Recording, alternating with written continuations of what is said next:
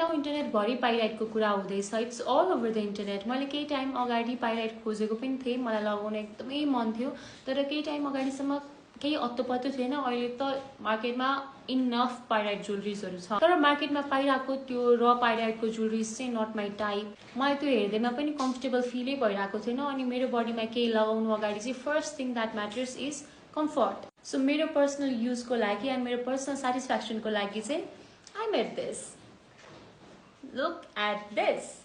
I mean honestly can you believe यो सबै pyrite ज्वेलरिज हो। लाइक लुक एट दिस, यो पाइराइटकै हो।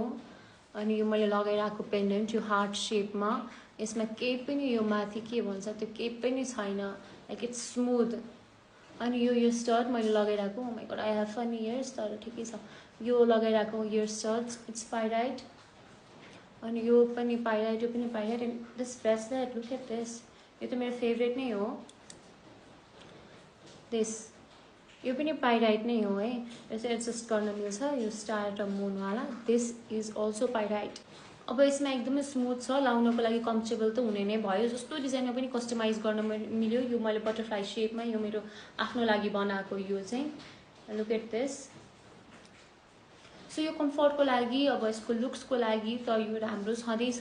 सो त्यो बाहेक अरू कुरा गर्दा चाहिँ मैले यो बनाउँदाखेरि नै थाहा पाएँ कि इट्स भेरी सफ्ट के, एकदम ब्रेक गर्नलाई एकदमै इजी छ, एकदमै फ्रेजाइल हुँदो रहेछ यो नेचुरल पाइराइट चाहिँ। अनि केही टाइम पछि चाहिँ यसको कलर फेड हुने, यसको साइन फेड हुने, अनि त्यसपछि ब्रेक हुने अनि निस्किने त्यस्तो खालको पनि चान्सेस हुँदो रहेछ नेचुरल पाइराइटमा। मैले जतिसम्म रिसर्च गरेको छु, यो नेचुरल पाइराइट चाहिँ वाटरप्रुफ पनि हुँदैन। हजुरले पसिनाबाट पानीबाट एकदमै बचाएर लगाउनु पर्ने हुन्छ।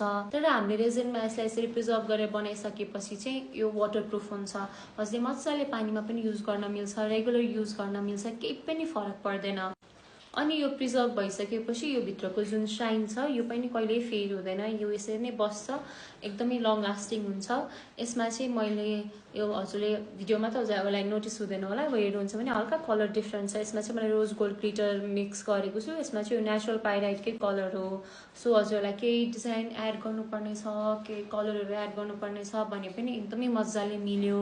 सो पाइराइटको ज्वेलरी हजुरलाई एकदमै स्टाइलिस, एकदमै राम्रो लगाउन मन छ भने चाहिँ हामीलाई मेसेज गर्नु होला। हजुरले भनेको डिजाइनमा हामी कस्टमाइज गरेर तयार गरिदिन्छौँ। Thank you so much.